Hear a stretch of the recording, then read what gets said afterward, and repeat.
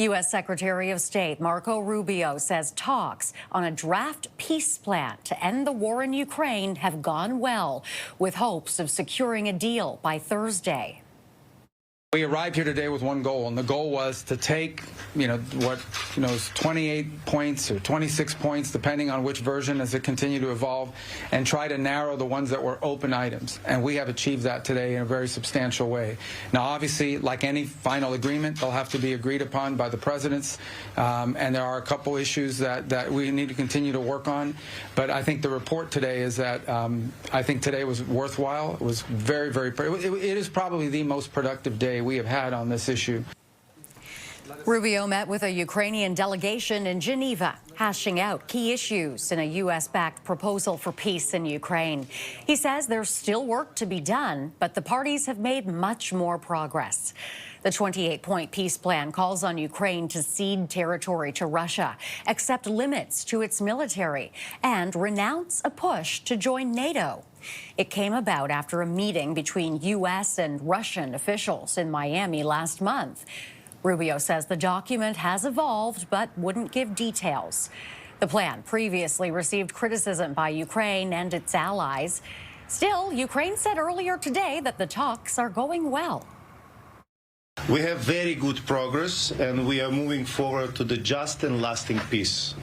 Ukrainian people deserve and want this peace more than anyone in this planet.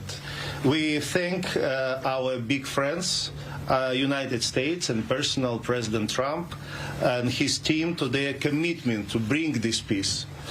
And we will continue to work today, as Secretary said. We will be working and in coming days to join proposals. U.S. President Donald Trump taking to social media today, saying in part that he inherited a war that never should have happened.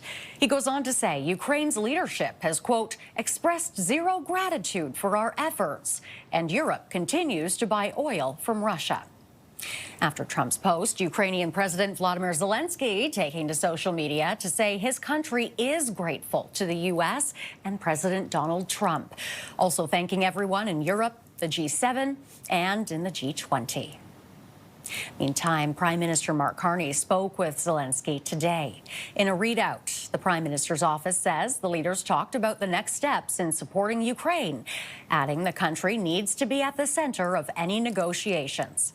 It goes on to say Carney reiterated Canada's willingness to contribute to successful peace negotiations, saying the two leaders have agreed to remain in close and regular contact. With me now is retired Major General David Fraser, CTV military analyst. Welcome, Major General. Renee, good to be with you. The U.S. Secretary of State saying repeatedly today that good progress has been made in these talks in Geneva and that they were some of the best to date. Your thoughts? Is there reason to be optimistic? I think I'm encouraged as opposed to optimistic. Ukraine has spent a lot of time today thanking the President of the United States just to make sure that we don't get on the wrong side of the President.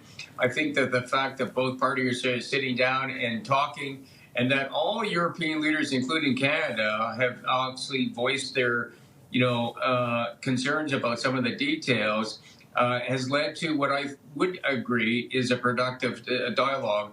But how much of the 26, 28 points can be adjusted tomorrow will tell.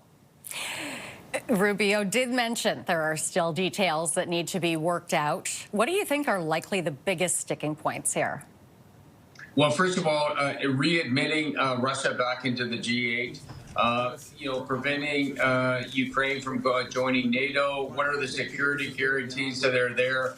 How much can we actually believe Russia is going to stop the war if Ukraine reduces the size of their army? There's an awful lot of detail that, are fraught with a lot of question marks about who wrote this in the first place. Yes. Now, Rubio saying that the presidents of each country will need to sign off on these new plans, whatever is negotiated.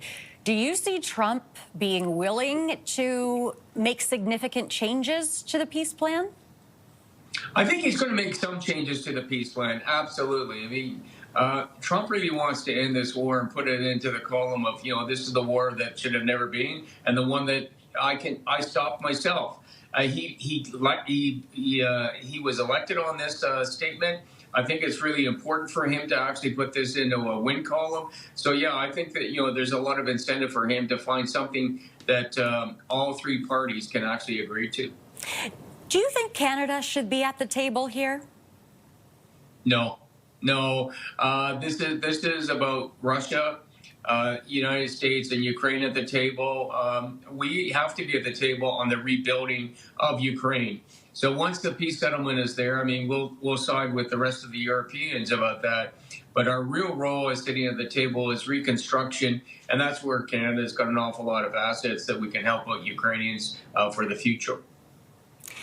All right, we'll have to leave it there. Thank you very much, sir. Great chatting with you as always. Renee, thank you. That's retired Major General David Fraser, CTV military analyst.